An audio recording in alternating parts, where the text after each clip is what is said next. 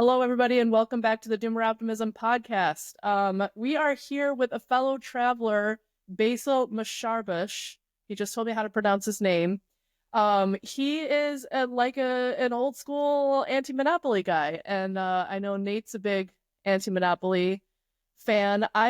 Anti-monopoly stuff is definitely in my wheelhouse of things I like, but is over my head in terms of am not the type of person who can get into the nitty gritty on procedure and like legalese, but in general, I'm very much in favor.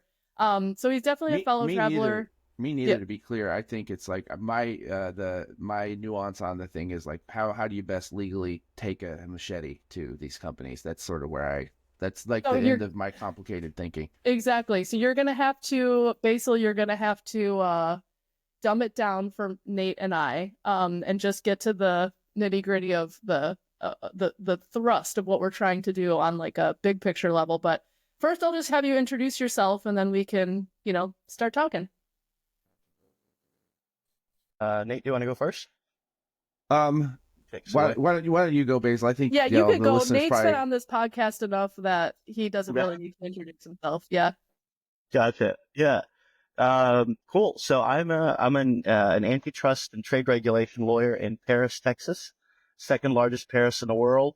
We have our own Eiffel Tower. We have the best croissants this side of the Atlantic Ocean. And it's a great town. And I've been, I grew up here. I moved back here in 2022 and have been working in this space ever since. I do two things. On the one hand, I help groups of family farmers, small businesses, consumers, and others basically advocate for anti-monopoly policy at federal and state agencies. And on the other hand, I do consumer protection and unfair trade practice cases against companies that have used their power to, extort consumers, deceive farmers, or do other bad things like that. So, that's how I got into this work. That's how I started tweeting, and that's how I got in touch with Ashley and Nate. All right, Nate, you want to start us off? Sure. Let's zoom all the way out, big picture, as much as possible to kind of orient our listeners and really to myself, because there's a lot of gaps in my knowledge of the last few years, because my understanding is that we've kind of had a sea change here over the last 5 years in anti-monopoly work, with Lina Khan being appointed to the FTC. And doing real substantive antitrust work for the first time in decades. Why don't you give us just sort of like the recent history of that, how that sort of a little bit about how that came to be, and sort of what has changed in the world of antitrust over the last half decade? Wait, can we go back even further to start with the original antitrust stuff, like maybe around the turn of the last century, like what happened and why that was important, just like a short history? Yeah, absolutely. It's a fascinating history. We had the story starts really with anti-monopoly policy and legislation. The story really starts with the founding, right? The Constitution is an anti-monopoly document. It separates powers between the states and the federal government and within the federal government. Never heard anyone say that. That's cool. I love that. So the purpose is to prevent the concentration of power in the political sphere.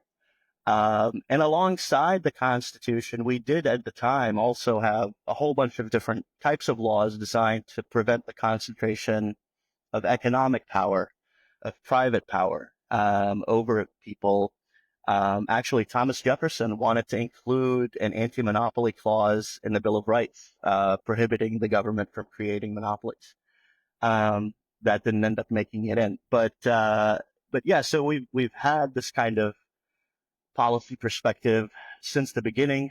A great example of that is like in the Northwest Territories, in the plan to settle those territories, there was a prohibition on corporations and sort of speculators just sort of rolling up land. The purpose was to create these, the society of freeholders, uh, uh, homesteaders who, can be independent citizens and govern the Northwest Territories themselves. So that was sort of the beginning of this impulse to control economic power, the concentration of economic power.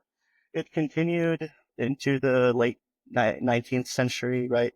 The Civil War was in many ways a war against an oligarchy of 8,000 planters in the South that controlled the politics of that region and drove the country into war. And coming out of the Civil War, there was this sense that we were rebuilding the country around sort of more democratic principles. But then there was there's a bit of there was a problem.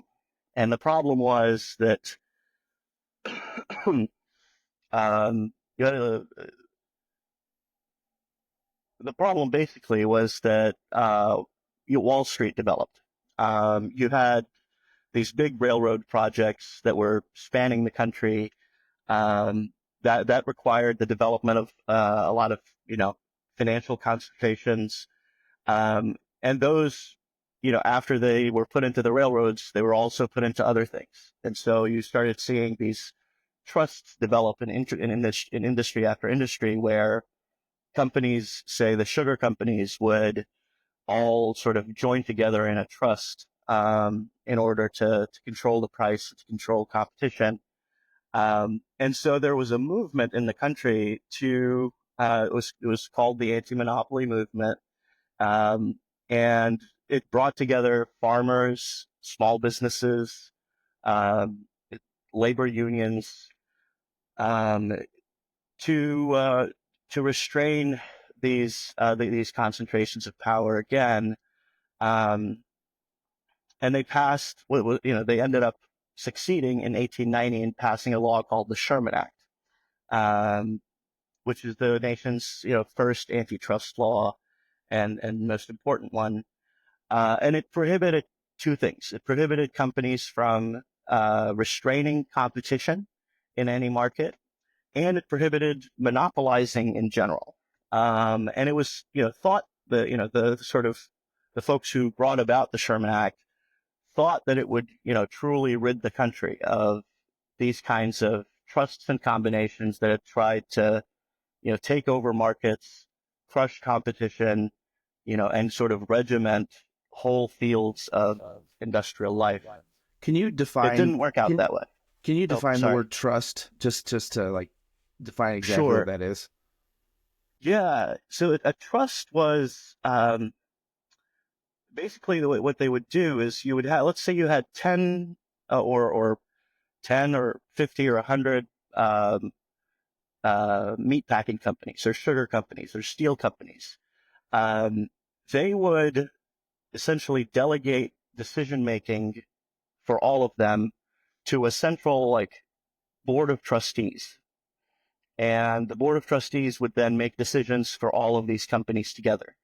It was a way to get around sort of complicated corporate law at the time, but basically they were merging. That was really what it was.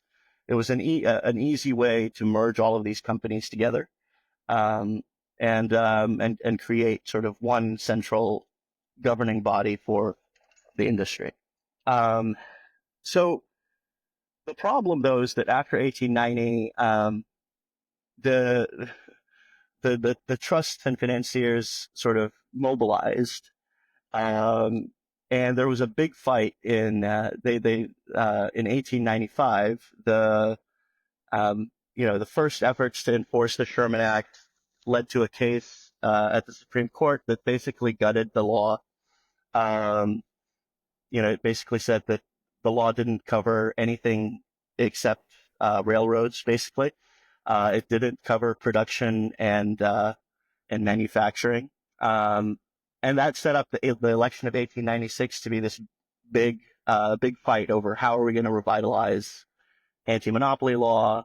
It was a fight where someone who's been in the news lately, where William McKinley was the Republican candidate, and William Jennings Bryan was the Democratic candidate, um, and the candidate of the populists, the anti-monopoly movement, ended up losing, and that was William Jennings Bryan. And so the law ended up going dormant, basically for the next 30 years, the Sherman Act. And we didn't enforce it. Concentrations of power in industries metastasized for the next 30 years. And it was only with like the 1940s that we really saw a rebirth of the antitrust laws. You had, the a guy named Robert Jackson. He was a country lawyer from New York, from the upstate New York. He was appointed to lead the antitrust division at the Department of Justice by Franklin Roosevelt in the late 1930s. And he led a campaign to revitalize the antitrust laws because people were starting to recognize that the country had fallen into the Great Depression and couldn't get out of it, in large part because of the monopolization of industries. It's sort of complicated to, like why that is, but the basic issue was that, you had industries that would, like monopolized and cartelized industries, would basically choose to keep prices high in times of economic recession instead of reducing prices and keeping people employed. They would keep prices high and cut production. So, so they launched this big campaign to restore economic freedom around the country. And within a decade, it didn't take long. Within a decade, hundreds of monopolies and cartels were broken around the country. And we finally had, I work with farmers a lot, and what we saw, the transformation that we saw in those years was massive. For the first time in generations, farmers could buy their inputs from competitive markets, and they could sell their outputs, their crops, into competitive markets. And it resulted in, this sort of tremendous, economy of the 1950s and 1960s and 1970s, this really competitive economy where opportunity was available, where markets were open to entrepreneurship, and where innovation really flourished. In those years, looking just at agriculture, sorry, there was a lot of innovation in the inputs that go into farming, from fertilizer to seeds to agricultural machinery. But at the same time, prices actually stayed low, even as demand for those things went way up, in large part because there was competition in those sectors in ways that there weren't before. And a big part of the reason we were able to maintain that in those years because of antitrust's revitalization. We had, it's not just about sort of busting up monopolies. It's also about imposing sort of protections against unfair methods of competition that end up destroying competition, that end up foreclosing competitors from being able to access markets or to access supplies on fair terms. And that's what we lost ultimately in the 1980s, and it led to the world we have today. I know this has become too long of a history, but basically, in the 1980s, there was a shift. There was a shift in antitrust enforcement. What happened was that the Reagan administration came in, and they wanted to sort of trim antitrust sales. They wanted to restrict antitrust enforcement, but they couldn't do it through Congress. It just wasn't gonna, it wasn't gonna be popular to like rewrite the antitrust laws so that they covered fewer things, or that they were, less restrictive. And so what they did is they came up with this thing called the Consumer Welfare Standard. Um, Basically, they sort of relied on, some sort of pseudo history from a guy named Robert Bork. You may have heard of him. He was appointed to be a Supreme Court justice in the 1980s, but rebuffed. Um, he wrote a book called the Antitrust Paradox, and he said he basically came up with the idea that, well, the Congress that passed the Sherman Act wasn't concerned with concentration of power.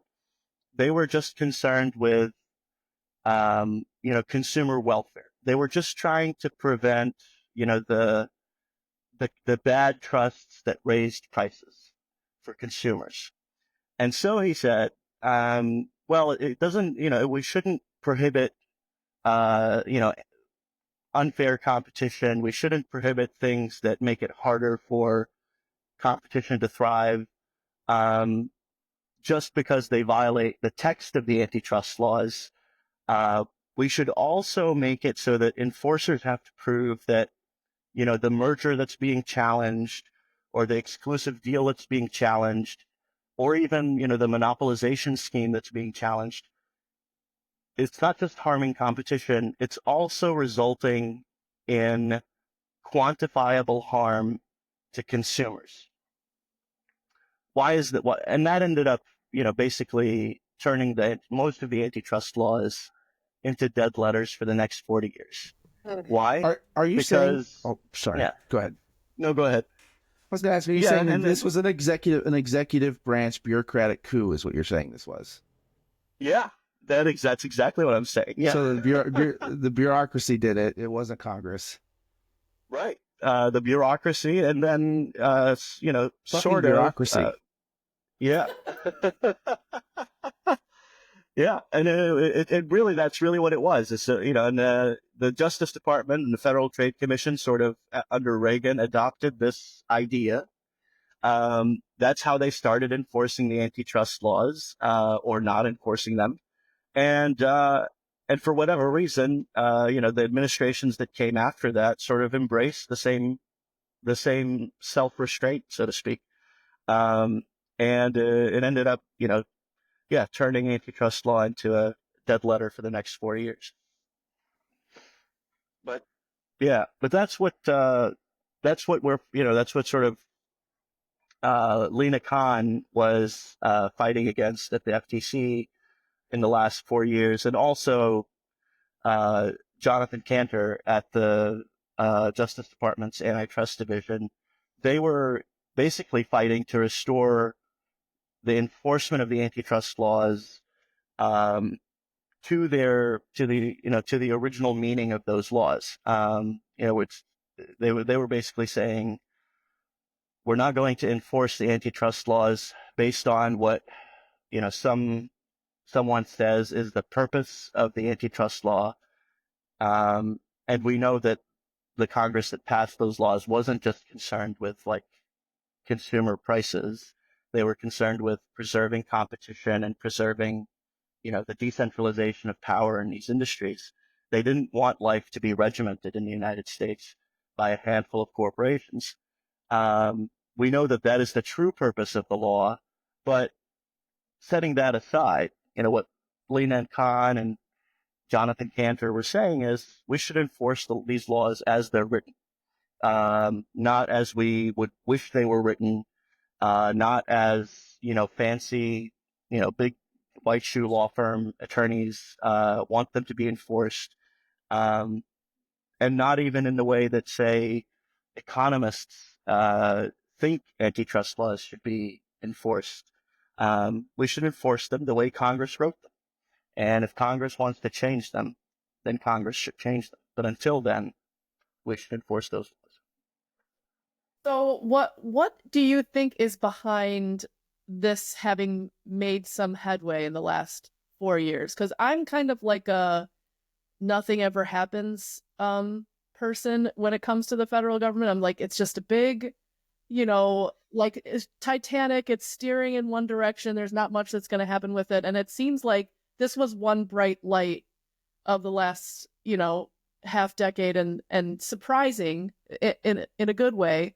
What do you think is behind that having made some headway? And then can you talk a little bit about like what has been accomplished in the last couple of years?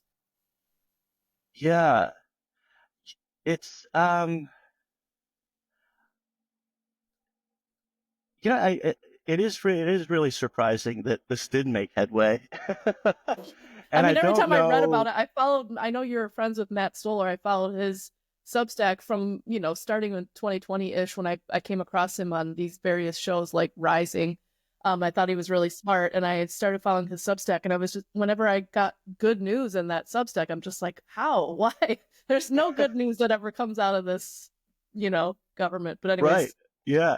No, I think part of it is that it is, I want to say two things. I think part of it is that, we did have the Great Recession in 2008, and the response to the Great Recession was like very much in the mold of the last 40 years. Um, you know, no banks were broken up, no right, prosecutions were made. Um, Even the reforms themselves, the so-called reforms we passed, ended up actually concentrating power more in, very large banks.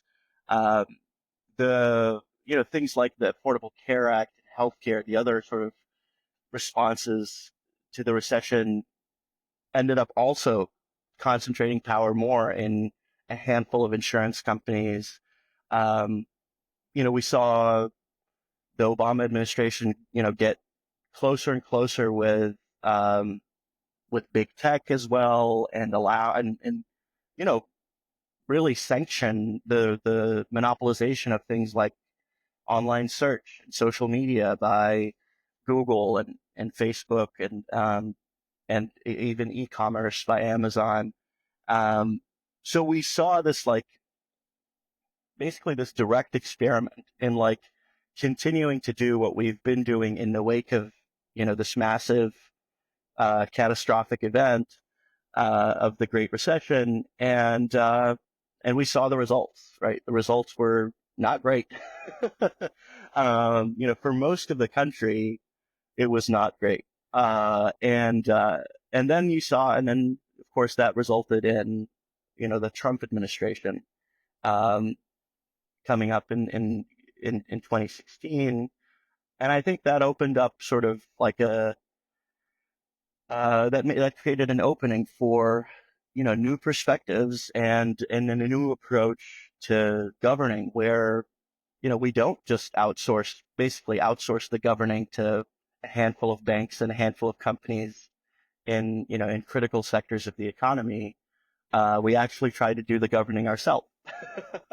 And that's where and I think that's part of the reason why like folks like Lina Khan and Jonathan Cantor and this entire like anti-monopoly movement came together. If you look at sort of the handful of organizations that have been involved in this anti-monopoly space and have really cultivated uh, this field and the following around it, for the most part, they're led by millennials.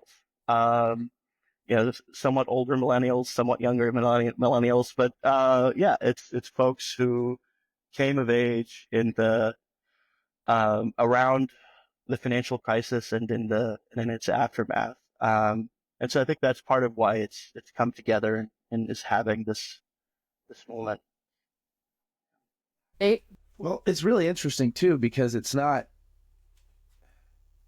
it kind of, unless I think you pay really close attention, it kind of seems to have come a bit out of nowhere, over the last 5 years. Like and it didn't come, with this big wave of publicity. It was like these, a few people that you mentioned sort of infiltrated with this perspective and just really effectively, like completely changed the narrative and interpretation of, how these laws are enforced and kind of opened up a movement that I don't think is very easy to. It's also not easy to pigeonhole. I mean, this isn't like your typical left-wing socialist type movement. I mean, the rhetoric is all about competition. It's all about free and fair markets. Like this is unfamiliar to like the tried and true left-wing rhetoric of the last 40 or 50 years, and it uses, the arguments are much more free market arguments, and which is really interesting.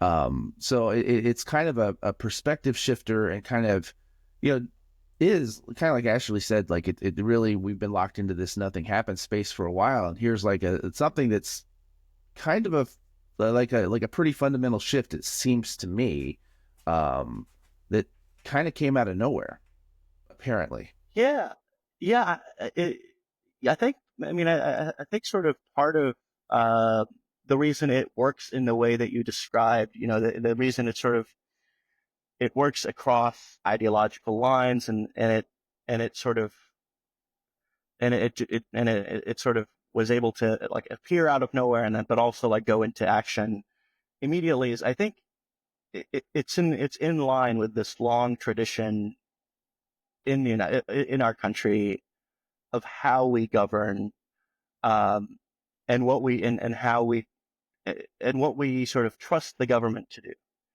I think um, Americans have always mistrusted just like overbearing government regulation, like giving power to somebody to set all the rules and tell people what to do.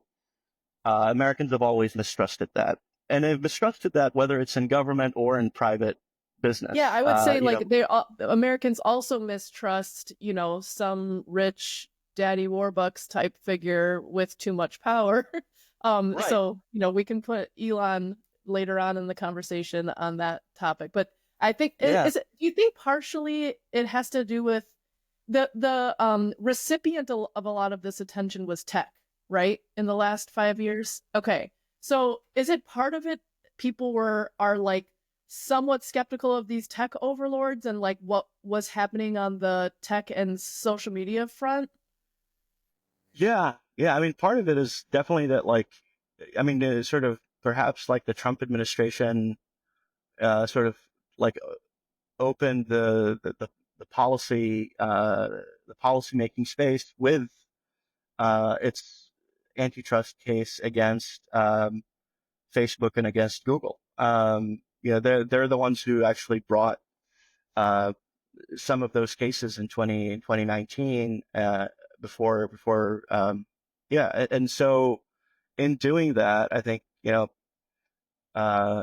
opened up some space there. I think that the also, you did have, because sort of the because of the relationship between the Republicans and big tech, that created a bit of an opening for antitrust enforcement in the during the Biden administration.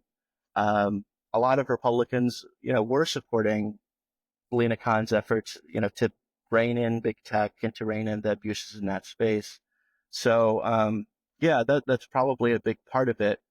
Um, and and this sort of gets to, this also dovetails nicely with the point I was trying to make, is that like the tools are there, right?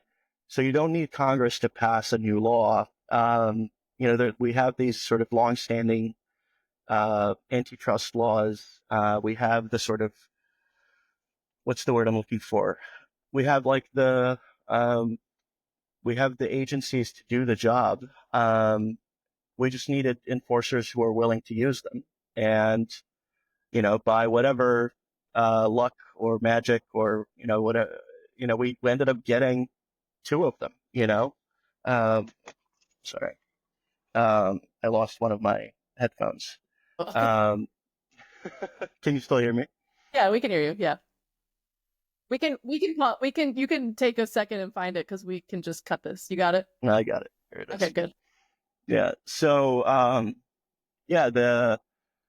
we, Lina Khan and Jonathan Cantor ended up getting appointed. As I understand, it was actually like a bargain between Elizabeth Warren and Biden that ended up getting them appointed. that was what Elizabeth Warren wanted. That was what that wing of the Democratic Party insisted on, and so that's how we got these two folks at the antitrust agencies, and they had the tools right there for them to be able to pursue this agenda, and they went to work.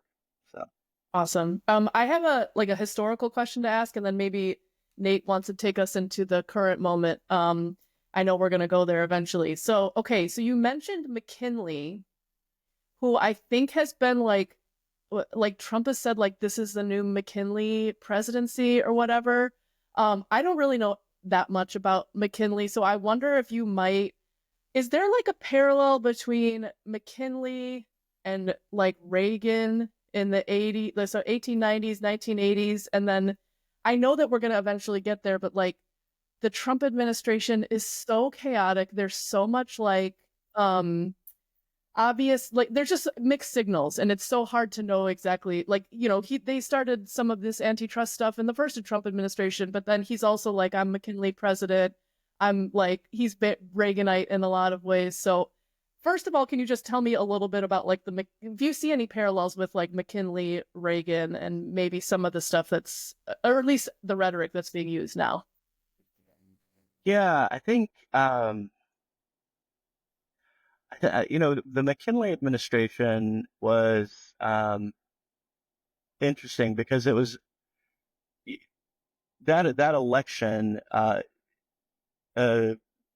People later said it was one of the most shocking in terms of the abuse of money and power in politics. McKinley raised something like $3 billion with like 200 million or 300 million checks, or $300 million from J.P. Morgan and Nelson and Rockefeller each, and he, it was sort of, and it resulted in a government that, it's not that it didn't result in weak government. It just resulted in government, that directed its efforts to like supporting whatever big business wanted. So it was a government, it was imperialist in many ways. There was the Spanish-American War occurred under McKinley. It was presidency where we had it imposed very high tariffs, which are not, it's in general, tariffs are not always bad. I don't adhere to that. I think we need tariffs, but like at the time, the tariffs were imposed, in a way that was really designed to like protect, um, monopolized industries in the United States. Oh, sorry. Big business. Big business, right. And then you had, and so it was just a really, it was just a big business oriented administration, and it ushered in an era of like this sort of laissez-faire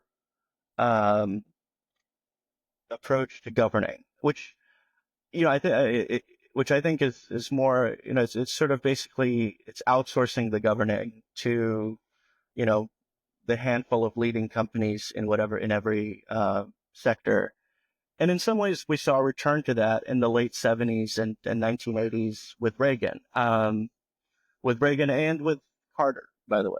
It wasn't just like a Reagan-led thing. In many ways, Carter like initiated this shift away from, the strong sort of antitrust protections of the mid-century era, and started sort of, a shift back to laissez-faire policy. I'd be remiss not to mention too, kind of, it's interesting in a number of directions, because you look throughout history and the history of this movement, and you see about like shifting coalitions of what populism means.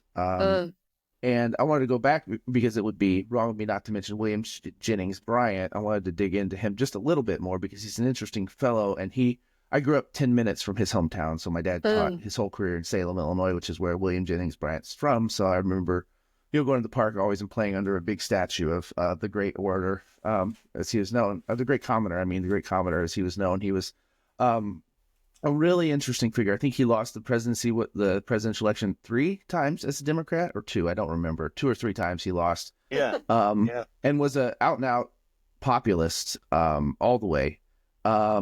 He was also, very what we would consider right wing on social and religious issues, and famously, in the Scopes monkey trial, opposed Darwinism and evolution.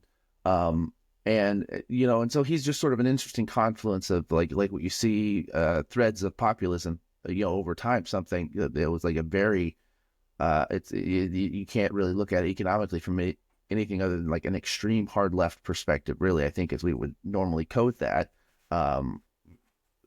And also right wing, and was the Democrat at the time.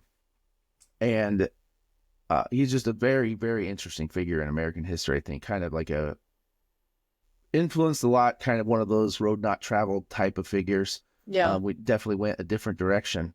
But I just wanted to mention him a little bit more because he's kind of a hometown guy. Yeah. And another interesting point about William Jennings Bryan is that, when he became the Democratic nominee in 1896, it actually was, it resulted in the sort of the bourbon interests, the sort of, basically the plantation interests of the South bolting out of the Democratic Party. And that was part of the reason that he ended, that was part of the reason why he ended up losing. You saw just a massive shift. Those bourbon interests bolted out of the Democratic Party convention in 1896. They supported McKinley. All of the newspapers that used to support Democrats across the Midwest and the South, many of them ended up, siding with the Republicans. And so, in some ways, he was a truly populist candidate. And populist in a way that was, he's not just, I guess what I'm trying to get at is that, like,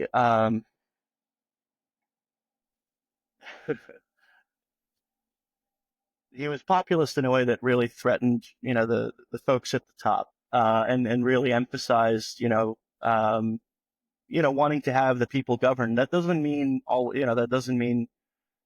that's not in like the socialist sense, like not in the way that Eugene V. Debs would come out later and support. It's really about letting people control their own destinies and the development of their own communities in the ways that they think best. And sometimes that involves things like the government going in and busting up monopolies or regulating railroads so that the railroad is not, picking winners and losers and picking, what town gets to grow and what town doesn't. But sometimes that also means, not regulating and, and doing things like, for example, in their era, minting silver or, or non-imposing, extremely high tariffs on things that farmers needed at the time and couldn't get except from monopolized industries. So yeah, he's a complex person. But I think what's really sort of interesting and very American about him is that, he was about that idea of like giving people power to govern their communities. Well, he does it code really well onto it. One of the things I appreciate and I want to just highlight about him too is he's like a truly populist figure, and as such, and he doesn't really code perfectly on, like, people want to claim populism for left or right, and it's like you can't. You can't. It's not one or the other. I'm curious if I just heard we heard one definition of populism. So Nate, I'm gonna say what I think it is, and I'm wondering whether you would say your definition. My working definition is like doing things that are in the interests of the people broadly, and so by that I mean devolving power and giving agency to the broader populace, so freedom from both too much government control and freedom from too much industrial control, that such that it like limits the freedom of the populace. Do you agree with that, or do you have any other things you would add to the definition, Nate? Power to the people, man. So, okay, but then what that looks like in practice. So like people are saying, I think like, let's get into this now. I think Trumpism is a result of both Occupy and Tea Party, which I think are both kind of populist revolts to this like too much consolidated control to banks and to the government, and that resulted in the Great Recession.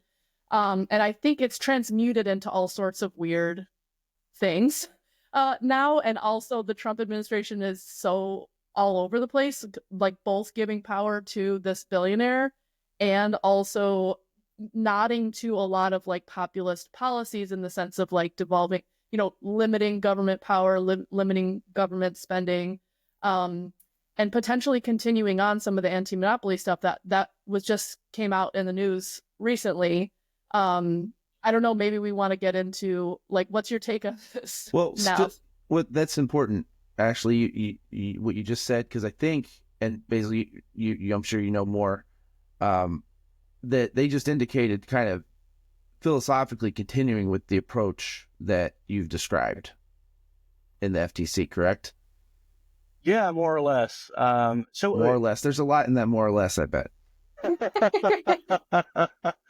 Yeah, so it's so the Trump administration enforcers are an interesting bunch. So Gosh, couldn't you say that about everything related to Trump? Interesting. Interesting. So Sorry. the guy who Trump appointed to lead the FTC, before Trump picked him, he sort of like did a little campaign to get picked. And as part of his campaign to get picked, he put out this, or people who support him put out this memo that described what he would do as FTC chair. And basically the biggest point in there is he said he's going to end Lina Khan's war on corporate mergers. And so,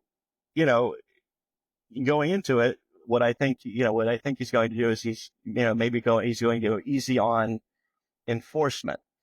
Now, what they did this past week is he did announce that he's not changing the guidelines that that the FTC and the DOJ use to advise companies on what types of mergers would probably lead to a government challenge. But like those guidelines aren't binding, right? And so it's good to keep the guidelines. We don't want those messed with. But it doesn't necessarily mean that, Andrew Ferguson is going to bring every case, is going to bring a case against every merger that falls within those guidelines. So that's where we are. It's sort of, I do think though that it shows, the fact that he didn't drop the guidelines or try to, at least not yet, it does show that the consensus has shifted, and the ideas, are sort of have taken hold, that, we do need to enforce these antitrust laws, and we can't just go back to the era when basically these laws were treated as suggestions. But it's still, there's an open question mark as to whether there's a real commitment to enforcing them, as opposed to paying lip service to it. Does that make sense? Sorry. That makes total sense. It's sort of like indicative of like a philosophical victory, almost, you could say, that they didn't go back, even whether they want to or not, that they didn't shift. But then, of course, there's going to be discretion in how he enforces that. But it's not. He's not, at least up front, trying to reverse this sort of, like you mentioned, consensus. Like, it's like, this is kind of how it is now. And, maybe we'll go harder or softer on it, but this is sort of how it is now. Which is pretty huge. Yeah. And I think, what's interesting is that elsewhere in the Trump administration, it's Andrew Ferguson is not the only antitrust enforcer Trump appointed, he also appointed, or he plans to appoint a guy named Mark Meadow to serve on the Federal Trade Commission as one of the commissioners. The Federal Trade Commission is a 5-member commission. Usually the president appoints 3 members to the commission of his own party and 2 members from the other party, and appoints the chair. And, right now you have Andrew Ferguson and Melissa Holyoke are the Republican commissioners. And then you have 2 Democratic commissioners. So they're tied. Trump is going to appoint a 5th person called Mark Meadow to be the 3rd Republican commissioner. Now, if Trump had appointed a person to that seat that, was, a corporate shill type, sort of traditional Republican, then I would have really been worried that everything we accomplished in the last 4 years is going to be rolled back, or could be. But that's not who Mark Meadow is. Mark Meadow is pretty good, pretty solid anti-monopoly lawyer who's been involved in a lot of the fights that have happened over the last 4 years. And so he's probably not going to be a vote on the commission to overturn, a lot of the sort of policy shifts that have taken place in the last 4 years. And I think a lot of that... It should be asked too, like, are the 2 Democrat votes safe on that?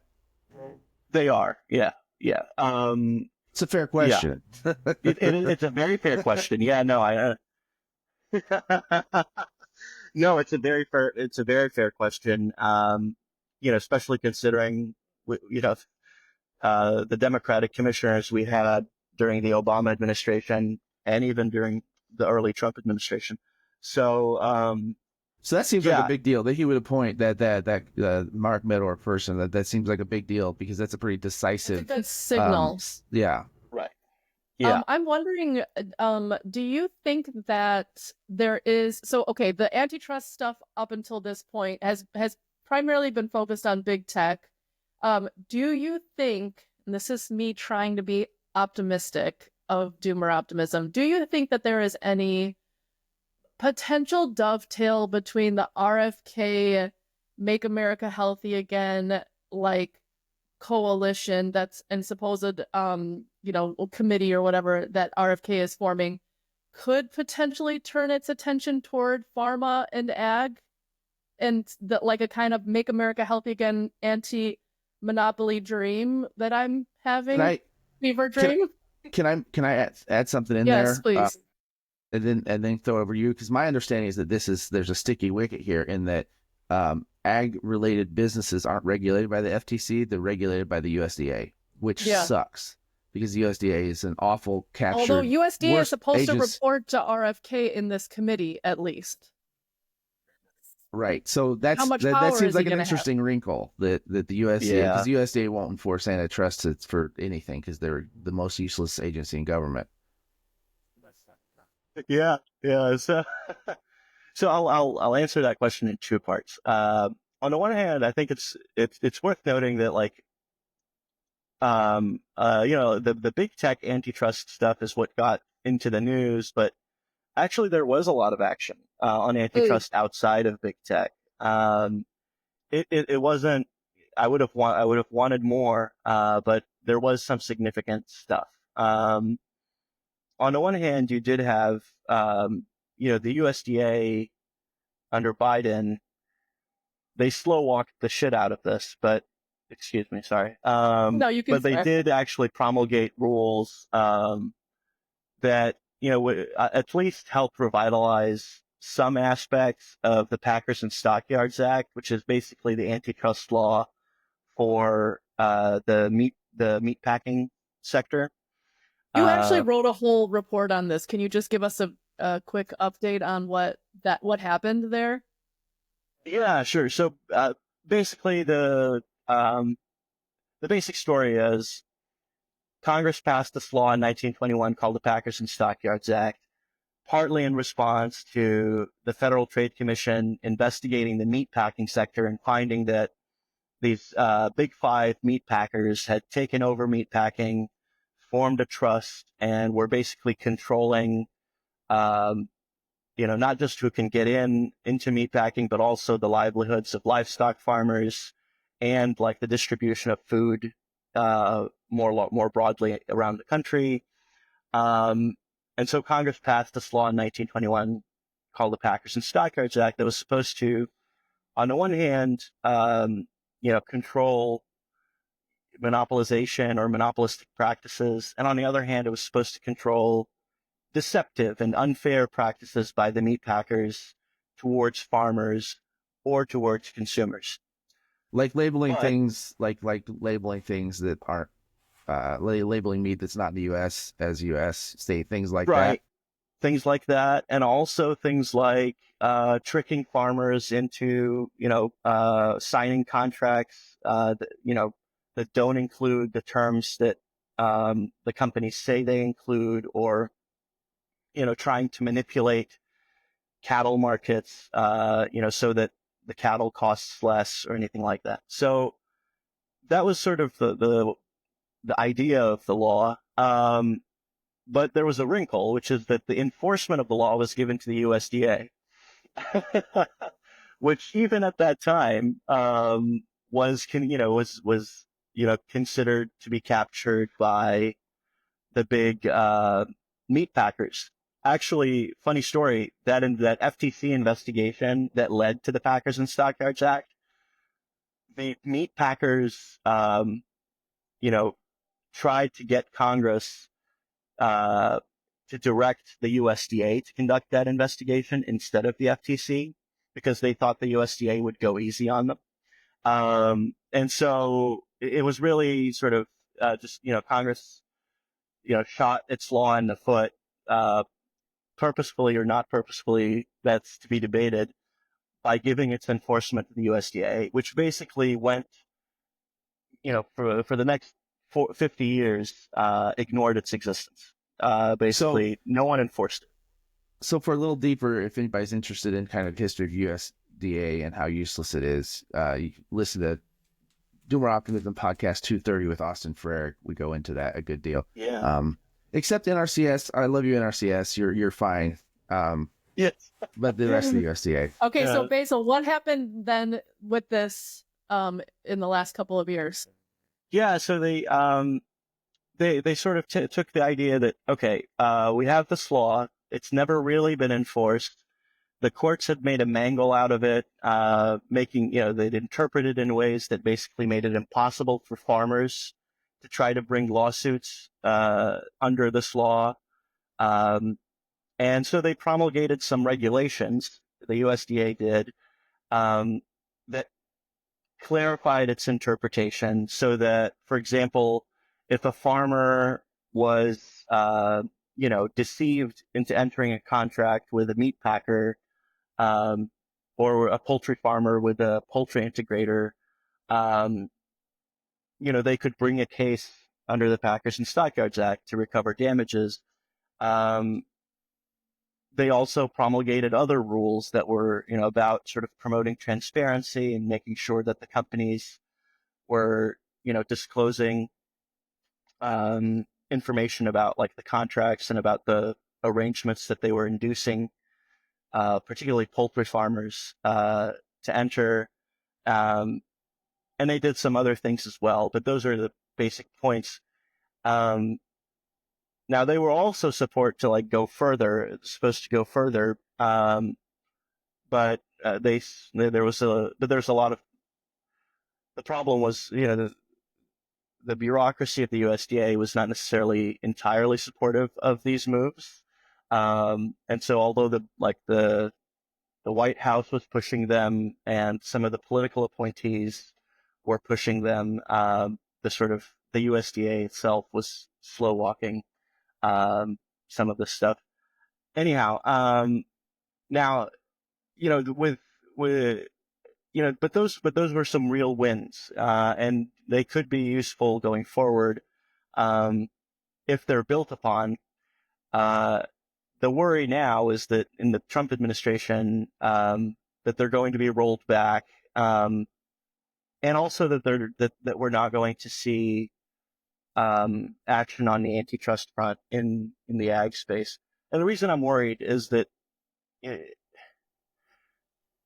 Trump appointed Brooke Rollins to lead the USDA. Now, he also appointed RFK Jr. to HHS and this Maha committee, right? Which could be good. But the problem with the Brooke Rollins, you're on mute. I was going to say, and usually committees, when you think of them, you think of like extra-governmental or like intergovernmental committees, like you think they're useless. But I think Doge is telling us that, like, oh, when he appoints committee, he's not necessarily fucking around. Yeah, right. Yeah. There's precedent here with Doge that this could actually have some teeth and not just be a, an in-name only thing. Right. Yeah, I think, we'll see. I'll point out the sort of the doomer side to the optimism. We're at the end of the episode. It has to be all optimism at this point. No, I'm just kidding. Go ahead. Oh. No, go ahead. I mean, yeah, the sort of the problem with Brooke Rollins is that basically she's the tribune of like the Republican donor class in Trump world. That's been her role, in every sort of political effort she's led since the 2010s. She's from Texas. And like the reason we're familiar with her is because she led a group called the Texas Public Policy Foundation that,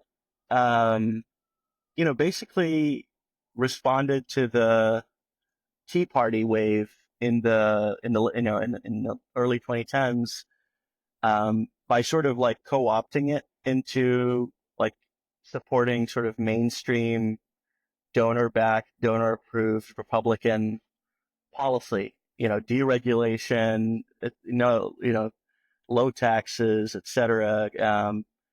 And basically she did that again at the national level with the Trump movement. She worked with Larry Kudlow after the first Trump administration. Larry Kudlow is basically like the Wall Street guy in Trump world. He led that wing of the Trump administration, the first Trump administration.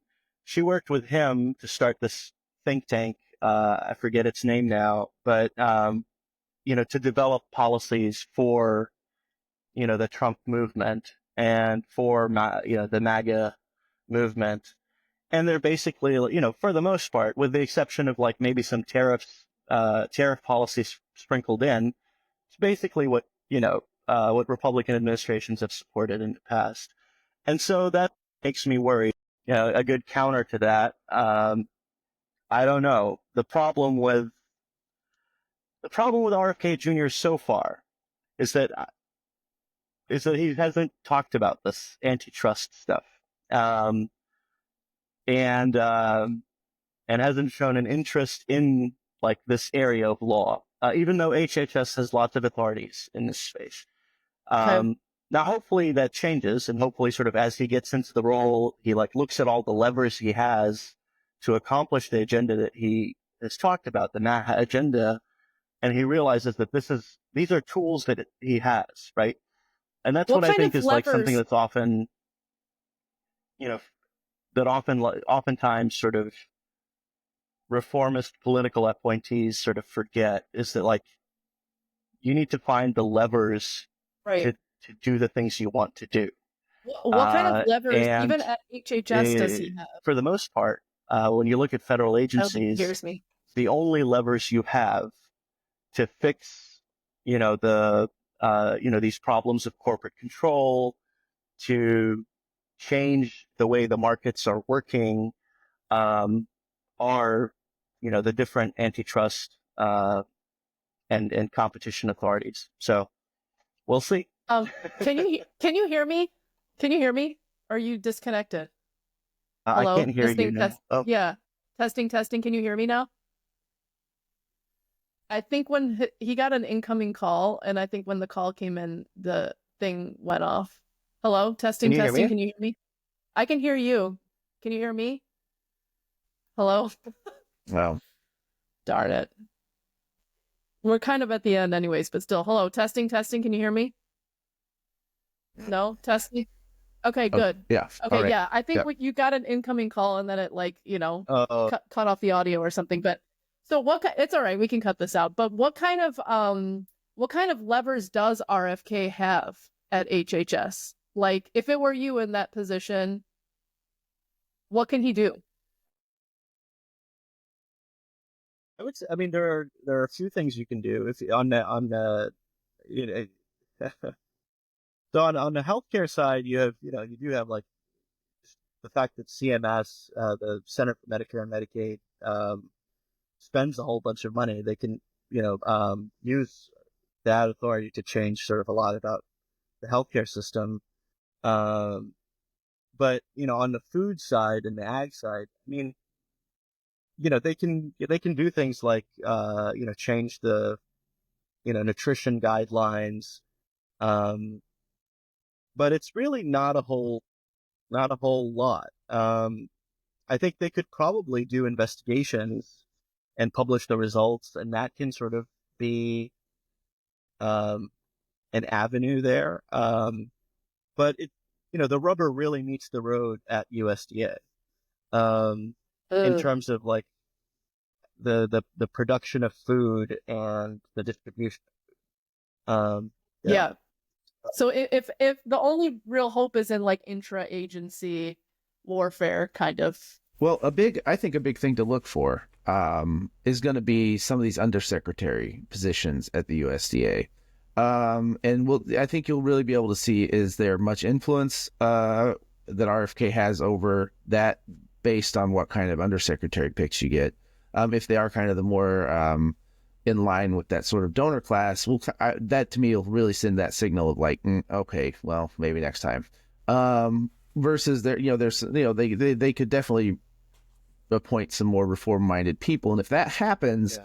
I think that would be a good indicator to look for sure. Nate, anything else you want to ask as we're wrapping up?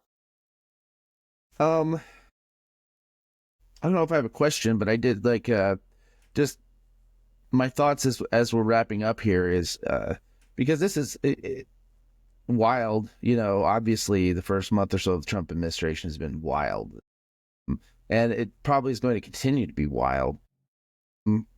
And I personally have been trying to keep an open mind, as I've said before, and I haven't been. I didn't vote. I'm not a Trump supporter. I didn't vote for him. But I am trying to keep an open mind because I think there's. I kind of have given up on trying to predict things for the most part. I think that's foolish at this point. There's no predicting, but you can see kind of like lots of different possibilities unfurl from this point. And there are preferred ones and unpreferred ones.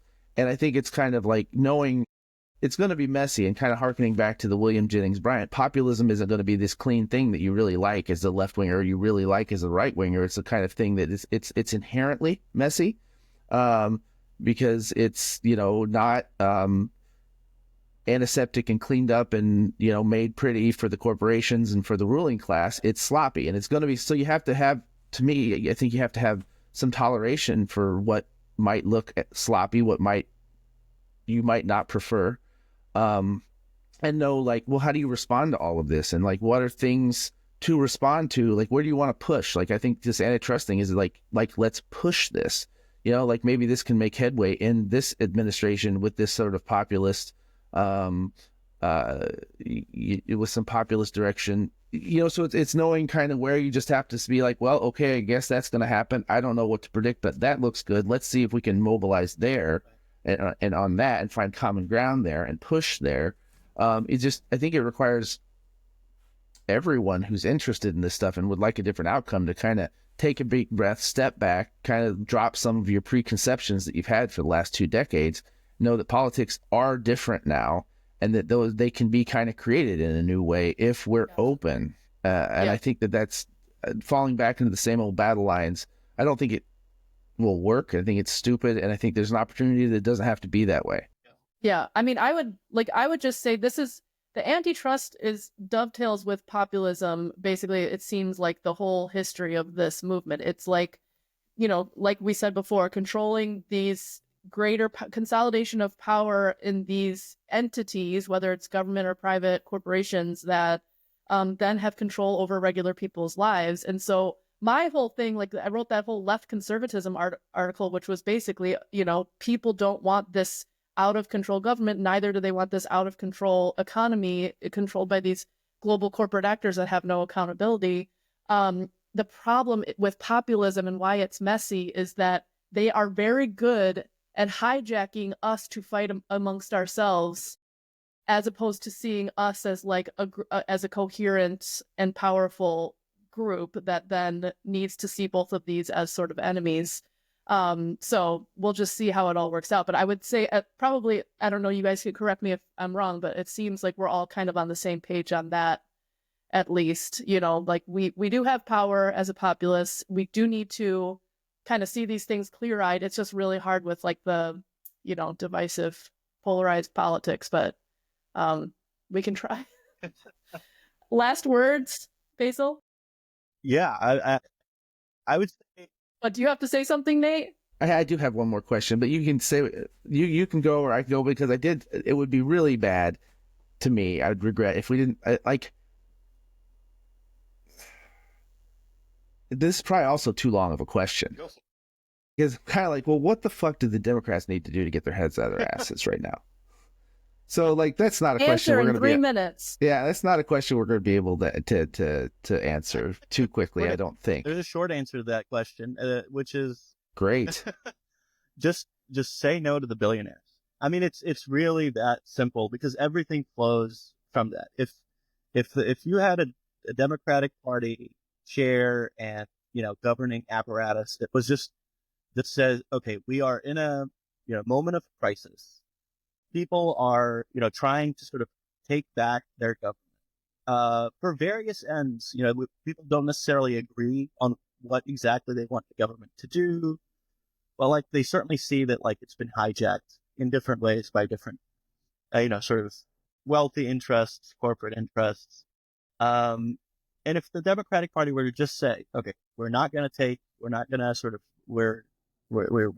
jettisoning the billionaires, and we're going to develop policy designed to sort of curb their power, curb the power of the billionaires, curb the power of the sort of the elite, the elites, whether they're cultural or economic, and restore sort of power to the people. We can build policy around that, and then a dipto around that that's very different from the one we have now, which is a much more, mealy-mouthed and sort of confused, and but it starts. Power to the people. I swear I haven't changed in 25 years.